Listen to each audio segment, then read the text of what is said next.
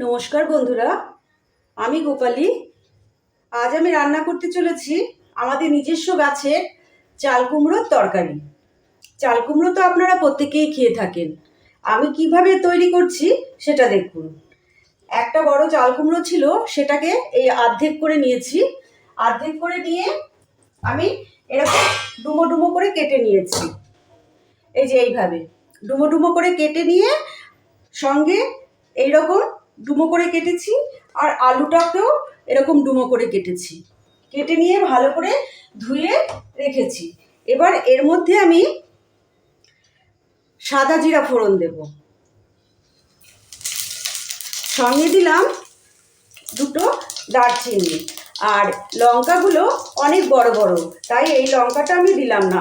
লঙ্কাটা দু অর্ধেক করে আমি এটাতে দিলাম, না হলে এটা প্রচণ্ড ঝাল হয়ে যাবে। এটা সুন্দর একটা গন্ধ বেরোলে তারপর আমি এতে ছেড়ে দেব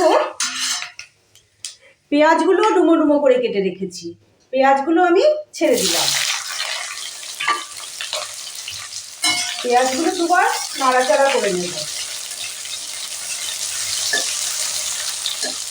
একটুখানি রং ধরলে তখন আমি চাল কুমড়োটা ছাড়বো।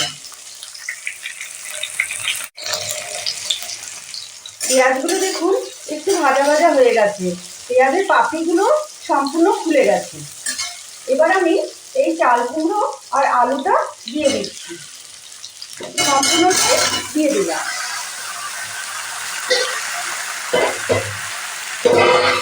দিয়ে এটাকে ভালো করে এখন উল্টে পাল্টে নাড়াচাড়া করবো। গ্যাসের ফ্লেমটা কিন্তু আমি হাই রেখেছি, যেহেতু এটাকে ভাজবো। এবার ঢাকনা দিয়ে আমি ঢেকে দিলাম। একটু নরম হয়ে আসলে আমি সমস্ত মশলাগুলো দেব। এবার এটাকে আমি ঢেকে দিলাম। আমি এটা সাদা তেলে করছি, আপনারা চাইলে সাদা তেল, সর্ষের তেল, যে কোনো জিনিসে করতে পারেন। এবার আমি ঢাকনাটা খুলে দিলাম। একটুখানি মজে এসেছে।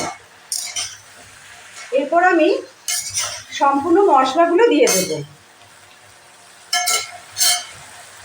এখানে লবণ পরিমাণ মতন দেবেন। আর আমি এখানে এটাতে তেমন কোনো মশলা লাগে না। এখানে আমি আদা আর 7-8টা রসুন আর একটা ছোট মিডিয়াম সাইজের টমেটো পেস্ট করে রেখেছি, এটা আমি দিয়ে দিলাম। লবণ দিয়ে দিলাম এতে, আর এর মশলা দিয়ে দিলাম। আর কোনো মশলা দেওয়া হবে না। আর একদম সামান্য একটু চিনি, আপনারা তো দেখতে পাচ্ছেন কতটুকু চিনি, একদম সামান্য চিনি। তো আমি চিনি খাই না দেখে আমি একটা সুগার ফ্রি দিয়ে দিলাম। সঙ্গে একটু হলুদ দেব। হলুদ দিয়ে দিলাম, একটু লাল লঙ্কার গুঁড়ো দিলাম। খুব একটা ঝাল করব না, আর ঝালটা আপনারা আপনাদের মতন করে করবেন। এবার এটা সুন্দর করে নাড়াচাড়া করব। এটা সুন্দর করে নাড়াচাড়া করে মিশিয়ে দেবো একদম। এটা আমার নাড়া হয়ে গেল। এবার আমি এটাকে ঢাকনা চাপা দিয়ে দিলাম। ফ্লেমটা কিন্তু হাইতেই থাকবে। আমি খানিকক্ষণ পরে আবার ফিরে আসছি। এবার ঢাকনাটা খুলে আমি দেখলাম, এটা অনেকটা মজে এসেছে। এটা সুন্দর করে নাড়াচাড়া করতে হবে। এটাতে কোনো জিরে ধরে কোনো কিছুই পড়ে না, শুধুমাত্র আদা রসুন পেঁয়াজ দিয়েই হয়ে যায়। হাই ফ্লেমে এটাকে ভালো করে কষিয়ে নেব, যাতে কোনো কাঁচা গন্ধ না থাকে। এটা একদম মাংসের মতন লাগে খেতে। আপনারা একবার প্লিজ রান্না করে দেখবেন। আবার এটাকে ঢেকে দেব।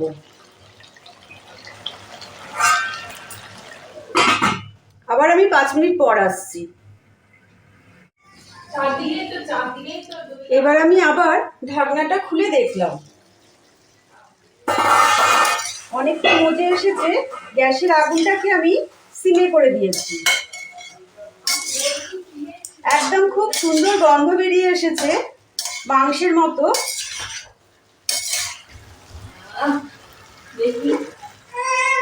এখনো সেদ্ধ হয়নি চাল কুমড়োটা, আর একটু সেদ্ধ হবে। এটা আপনারা একটু ঝোল ঝোলও রাখতে পারেন, আবার একটু গামাখাও রাখতে পারেন। রুটি, পরোটা, লাচ্ছা পরোটা, ভাত সব কিছুর সঙ্গেই খুব ভালো যাবে। এই সুন্দর করে নাড়াচাড়া করে সিমে করে এটাকে সেদ্ধ হতে দিলাম। এবার আমরা ঢাকনা খুলে দিয়েছি। খুলে এটাকে ভালো করে হাই ফ্লেম করে কষিয়ে নিলাম। আর এইদিকের বার্নারে আমি গরম জল বসিয়েছি। একটু ঝোল ঝোল রাখবো বলে গরম জলটা দিয়ে দেব। সমস্ত তরকারিতেই যদি গরম জল দেওয়া হয় তাহলে তরকারির স্বাদটা অনেকটাই বেশি বেড়ে যায়। এটা প্রায় শুকিয়ে এসছে। এবার আমি এই সসপ্যানে গরম জল করেছিলাম, গরম জলটা ঢেলে দিলাম।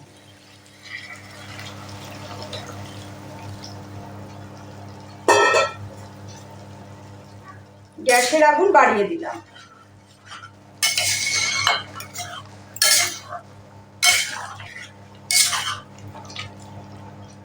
এটা প্রায় 90% কুমড়োটা সেদ্ধই হয়ে এসছে, চাল কুমড়োটা। আর একটু সেদ্ধ হলেই হয়ে যাবে।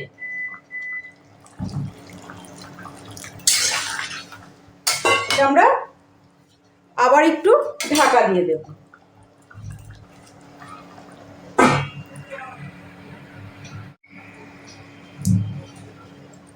এটা আমাদের অলরেডি হয়ে গেছে। ঢাকা দিয়ে দিলাম। সঙ্গে গরম মশলা গুঁড়ো করে রেখেছিলাম, এলাচ, দারচিনি, লবঙ্গ, এটা ছড়িয়ে দিলাম। আর ঘি দিয়ে দিলাম।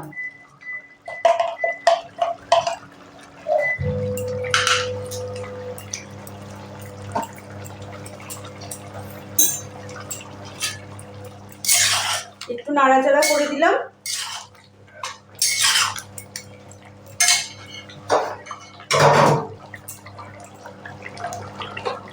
এটা তৈরি হয়ে গেল।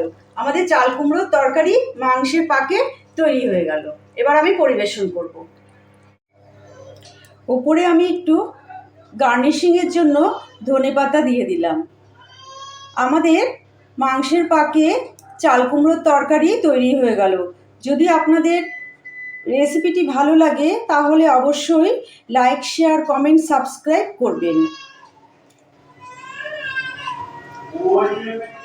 কাল আবার নতুন কোনো রেসিপি নিয়ে হাজির হয়ে যাব।